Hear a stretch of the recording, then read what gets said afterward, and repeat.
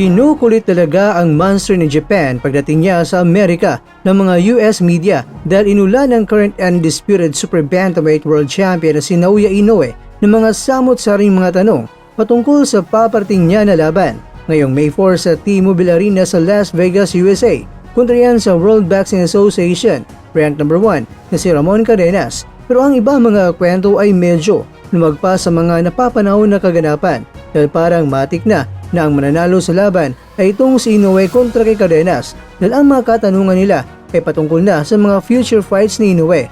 Kaya nga ang sabi ni Inoue na unay niya muna itong si Cadenas na ililigpit pagkatapos ay susunod si Murodjon Akhmadaliev at dapat sa Japan ang laban isusunod si Nick Ball sa featherweight at ang all-Japanese showdown nila ng World Boxing Council Bantamweight World Champion na si Junto Nakatani ay ito ay mangyayari ito sa taong 2026. Kaya ang tanong, pagkatapos na mangyari ang laban ni Inoue at Nakatani, ano na nga kaya ang plano ni Inoue?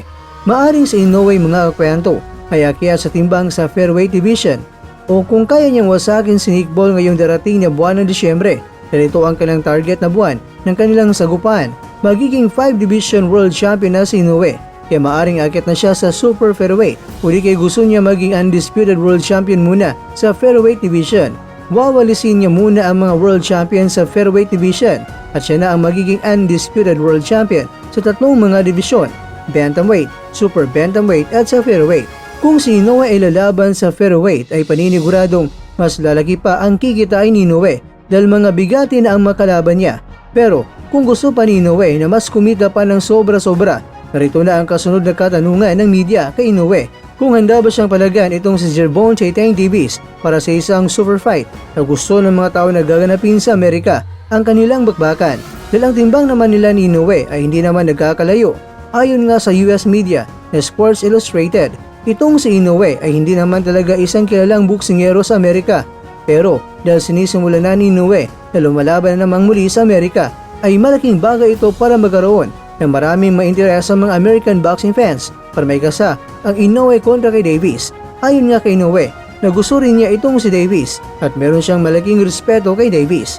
Hindi natin alam mga kwento na balang araw ang dalawa ay magharap dahil boxing is business at paniniguradong malaki ang kikitain ng mga promoters dito kaya gawa nila ito ng paraan. Kaya mga kakwento, kung may kasa na, ikaw kakwento, Team Monster Inoue ka ba o di kaya Team Tank Davis ka?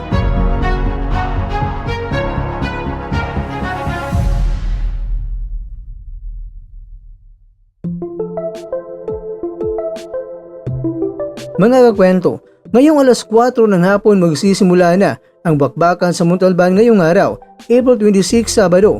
Ito ang pinakaunang boxing event na kasama ang Cuadro Alas Promotions dito. Kaya asahan ng lahat na itong si John Ariel Casimero ay nasa ringside yan, manunood ng laban.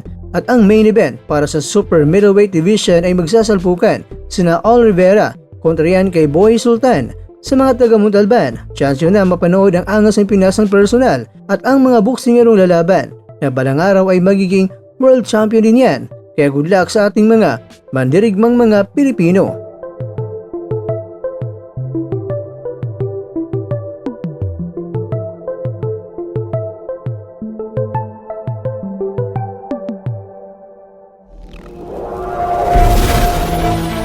At dyan, nagtatapos ang ating kwento.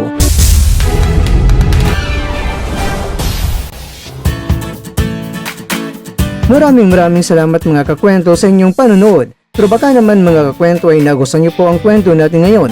Baka pwede niyo po akong mabigyan dyan ng like, subscribe at pa-click na rin sa bell button.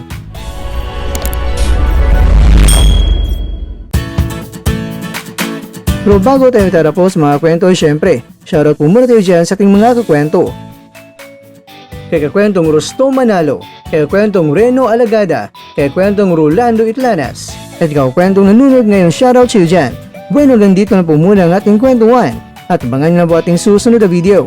At dito lang po yan sa isang channel na kung saan maaring ito'y mga kwentong di pa na kwento sa inyo.